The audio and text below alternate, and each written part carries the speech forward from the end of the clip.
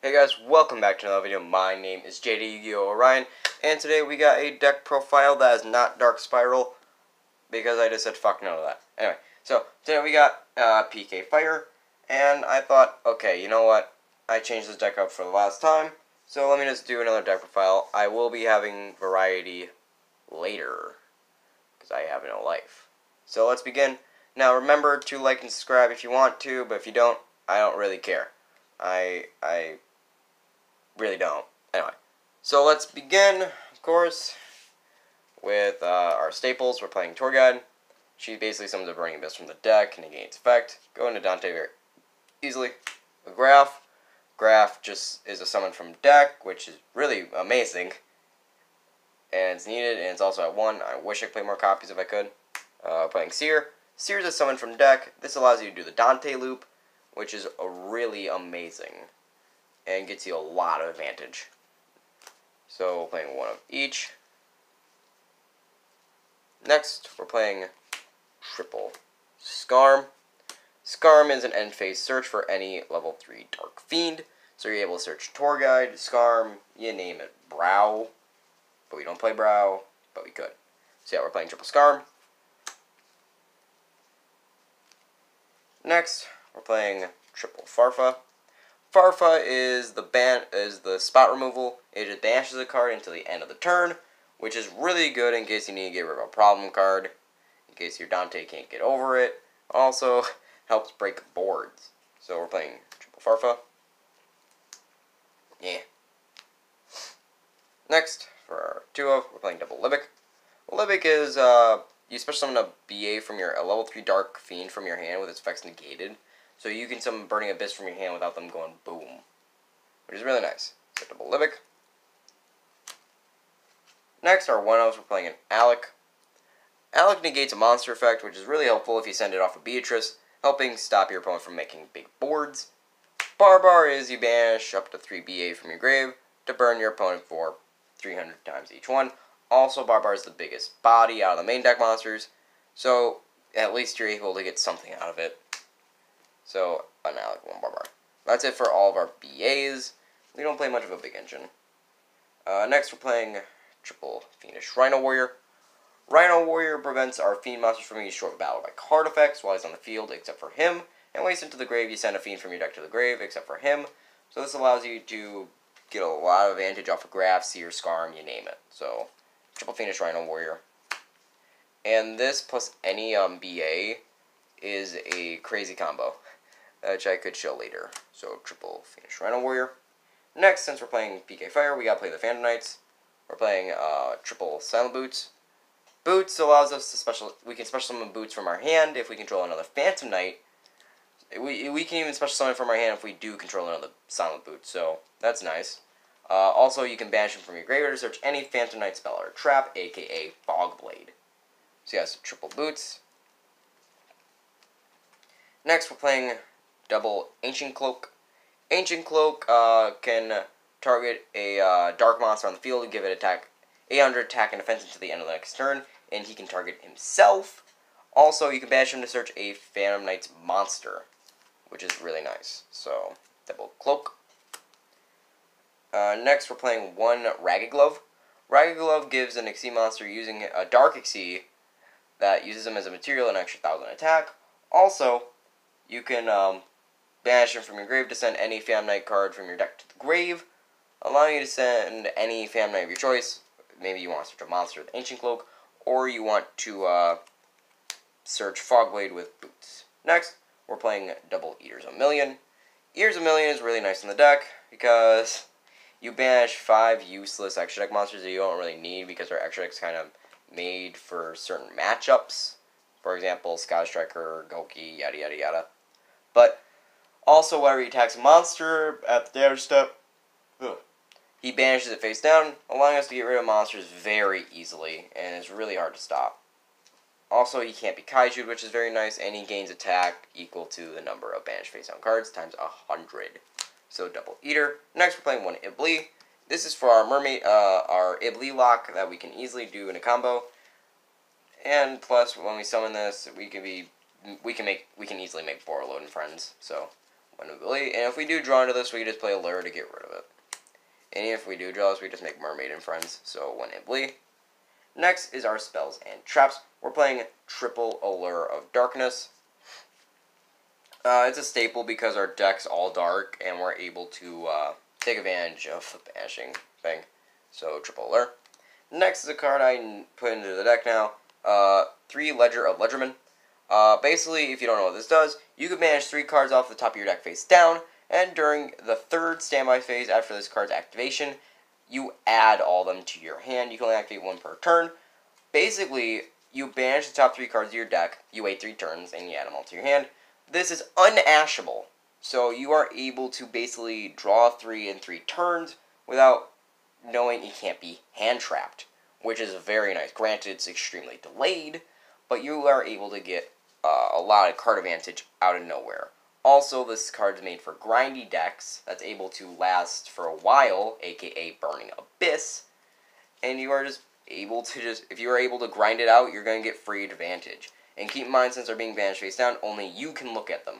So you know what you're drawing in 3 turns, so you're able to make up your hand and stuff. Your hand, graveyard, all that for those 3 turns. Next, for our 1-ofs, we're playing a Foolish Burial. This deck's also graveyard-centric, so of course we're playing Foolish Burial. And 1 Reinforcement of the Army. Since we're playing Fam Knights, we kind of gotta play Rhoda so we can search them. And that's it for our spells. Next is our traps. We're playing triple Solemn Strike. Solemn Strike is just Solemn Strike. It's a really good card. Able to stop special summons is nice. And also monster effects. Next we're playing triple Fam Knights Fogblade. This is basically a searchable Fiendish Chain. And also you can banish it from your graveyard, special summon a Fam Knight from your graveyard. Really good card. I'll play through that. That is our entire main deck. I cut down on the traps, so we are able to at least basically play a little longer, because there have been times I noticed lately that I've been playing the deck where I would just draw into too many traps, and I wouldn't be able to do a certain thing, so I would just sit on back row, and that would just suck. So I just made it so we can easily get faster advantage. Anyway, so that's it for the main deck, 40 cards. Next, let's play, showcase our extra deck. 2 Dantes of the Burning Abyss. He's a staple in Burning Abyss, of course. I choose to play 2 instead of 3. So I have more extra deck space for other cards. And plus, you don't really need that many Dantes. So 2 Dante. Since we're playing Fam Knights, we're playing double Breaksword. Breaksword's really nice, allowing you to do spot removal, and also being able to revive 2 Fam Knights to make a link monster such as Unicorn or Borreload, which is really good. So we're playing double Breaksword. Next, we're playing our random rank 3s. We're playing Labière. Since we have Fam Knights and we're banishing a lot of cards, we can use Labière to summon a Fam Knight, then go into Invoker Madness guy, and go into be able to reuse that Fam Knight's effect to search again or send again, which is really good. So we'll Labière. Next, we're playing Super Mecha Quantum Beast Grand Pulse. This card basically is a spell and trap removal, which is really nice, and he's got a lot of defense, so it's really hard for certain monsters to get over, such as Makaba, most of the time Kagari and Shizuku, so you'll be fine. And like I said, this is spell and trap removal. Granted, it's not quick effect unless you play blue layer, but don't play blue layer, that's bad in this deck. But yeah, Grand Pulse, really good. Next, actually, Grand Pulse helps get rid of Floodgates too, so I'll play that. Next is DDD Stone King Darius. His effect is basically during damage step, at the start of damage step, you can detach a material, make him unkillable in battle, instantly destroy the monster, and inflict 500 damage to your opponent. So this can easily get rid of big monsters, like very easily, and getting rid of a lot of problems. So now, granted, if that monster can't be destroyed like Ultimate Falcon, you're screwed, but Darius is fine. So on Darius. Next, we're playing Beatrice. If I could play more Beatrice, I would, but I can't because she's limited. But Beatrice is amazing. You are able to send any card from your deck to the graveyard, which is amazing. Send a Farfetch'd to banish, Barbar to burn, Alec to negate, you name it. Also, Beatrice is able to be summoned by discarding a BA and go over a Dante. Very easy. And when she dies, you summon the Fusion Dante, which will be coming up right now. One Dante. Pilgrim. Basically, he's untargetable, so your opponent can't Widow Anchor it, but they could, or they can't Afterburner it, but they could Jamming Wave it, which is a problem, but you don't really care, because his effect in the grave is you take a card out of your opponent's hand, so at least they're losing card advantage out of it. Also, during the player's turn, you can discard a Burning Abyss from your hand to draw a card. So what you would do is you would basically, Beatrice would normally have Dante under as a material when she dies, so you could add back Seer. Hold on. So you could add back Seer, discard the Seer to resummon that Dante, and then you get rid of it somehow to add back the Seer, the Seer, then you discard the Seer again to summon Dante again. It's a great, and also you're drawing a card out of this, so Dante gives you a lot of advantage, which is really nice. And also he's a 28 body, which a lot of decks have a hard time handling going against. So one Dante. That's it. Now we're going to go for Link monsters. We're playing one Nightmare Mermaid. This is because of our Ibly, allowing us to basically lock our opponent out of the game. Mermaid also, for some weird reason, if we want to drop our opponent's attack by like a small amount, there you go, I guess. But we don't really go for that. So, Mermaid. Also, if we get Ibly locked, we can go into Mermaid, which is really nice. Next is Alistair the Madness Invoker. This card is mainly used for our Dante plays, and since it's a dark monster, when the new Fam Knight Link comes out, we are able to use him, which is really nice. Expect a profile when that new stuff comes out. So, yeah, one Alistair. Next, we're playing a Nightmare Phoenix. Phoenix helps get rid of very annoying cards, like annoying floodgates like Rivalry and all that stuff. Because since he's so basically, if you're under Rivalry, you can use 2 BAs to go into Phoenix, and then discard a card to pop the Rivalry, and then you can go into Mermaid, do all that stuff. So this card is your out to Rivalry, because this deck kind of dies to Rivalry. So if you use Phoenix, you can get out any floodgate of your choice. And it's a discard outlet, so it allows us to activate like Seer, Graph, anything, which is really nice. So yeah, one Phoenix. And we mainly use Phoenix to go into Mermaid, but like I said, it has that other use. Next, we're playing Triple Burst Dragon. This card mainly helps out the Link monsters for Sky Striker, because if you attack into like a Gagari, Shizuku, they would be able to float into Ray, but since that happens during damage step, you just stop it, which is really nice, so they won't be able to go right back into it. Right back into the Link monsters, so that's also helpful. And also, during your main phase, except for the turn summon, you can re-summon like your Madness Invoker, your Phoenix, your Mermaid, your Unicorn, your Borload, which is really nice. Also, he does Piercing if you didn't know, which is really good. So one Triple Burst. But the Link 3 you're going to go into usually is Unicorn. Unicorn's amazing. Being able to shuffle a card your opponent controls away is busted. Just free spot removal. So one Unicorn. Then, of course, Borload. Borload is just able to snag monsters, and it's untargetable by monster effects, so he's got amazing protection. So, yeah, Borload is amazing. What more can I say? Also, he's got that free neg 500 attack and defense. I honestly think Borload's better than Borlsword. To my opinion, he's a better board breaker. Really good board breaker. And he's protected by more stuff than Borlsword. But granted, Borlsword is an OTK machine, but I'd rather have the protection and the board breaking instead of the board killer.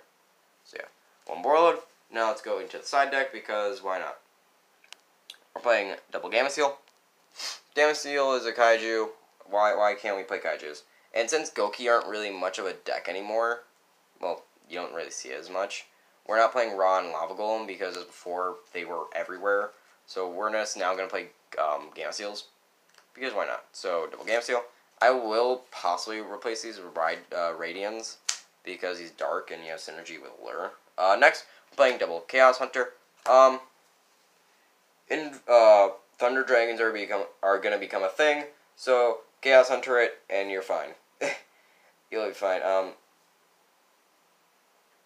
So yeah, Chaos Hunter also stops Mech Knight Invoked, which is a big problem for this deck because they are just big bodies that are able to just kill this deck easily. So double Chaos Hunter.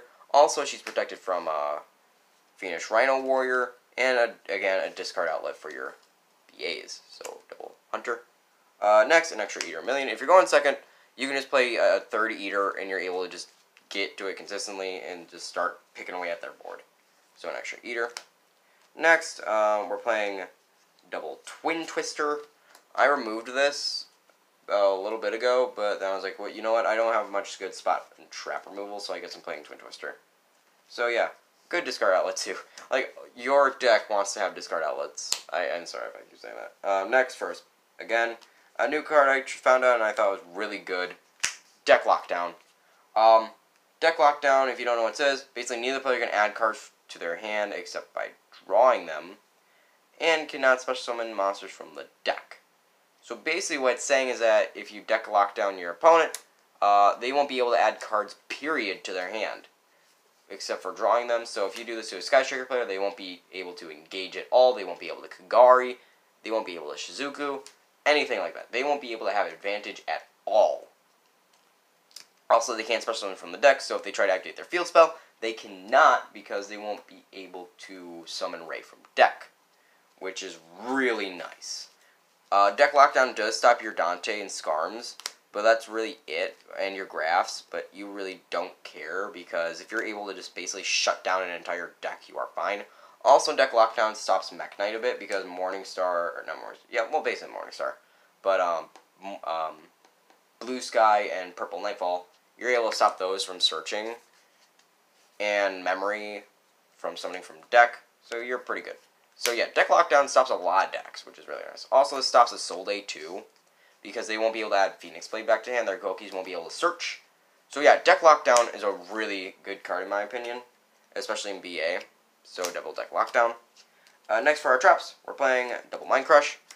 Really good against the Sky Striker matchup. If they add Engage Genius, so Mind Crush, Engage, they're kind of screwed, because they would normally Kagari to add that back to Engage. So double Mind Crush, and if you call it wrong, at least you got discard outlets.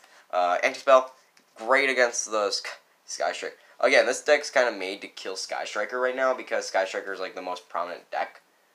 But the side deck can also stop other decks. Like I said, the Chaos Hunter can stop Invoked, Gamma Seals can stop Altergeist. So yeah. Anyway, anti-spells are made for Pendulums and Sky Strikers. Pendulum's not really that prominent, but you don't really care. So you just want to stop Sky Striker. Just basically stop him in the tracks. So, double anti-spell. Then, of course, double Evenly, because board wipes. Really nice. How can you say no to board wipes? Well, that is it for the Burning Abyss deck. I hope you guys did enjoy this video, because this deck's fun, I'll say that. It can easily win against a lot of decks. I was surprised at like the Borreload thing. Oh yeah, I forgot to start a show combo. What am I doing? So yeah, I'm going to show you a 1-card combo that's able to get to Beatrice and Madness Invoker. And that's 1 Tour Guide. So let's at least do the combo before we go. So we would summon Tour Guide, activate her effect to summon Rhino. And then what we do is we go into Dante. Then we use our Dante's effect to make sure you detach Rhino. And when Rhino's sent, you can mill any number. I like to go for 1 for this example, but you can go for 3, but I like to mill 2. Rhino would trigger, sending Graph, summoning Seer. And now what you're going to do is you're going to link Dante and Seer away to go into Madness Invoker. And now what you want to do is you want to make Seer Chainlink 1, Dante Chainlink 2, so you would add Graph back to your hand, and then you would summon Dante. You would discard the Graph to go into Beatrice. And you would just pass your turn right there. You got a 1-card Beatrice and Madness Invoker, which is really nice. So, I hope you guys did enjoy this video, like I said before. Again, this deck's pretty fun to play. Can do some fun stuff, like I just showed you. Can do a lot of combos, surprisingly, with the Nightmare Engine. So, hope you guys did enjoy. Remember to like and subscribe if you want to, but if you don't, I don't care. Because fucking I'm playing Ledger of Ledgerman. Bye-bye.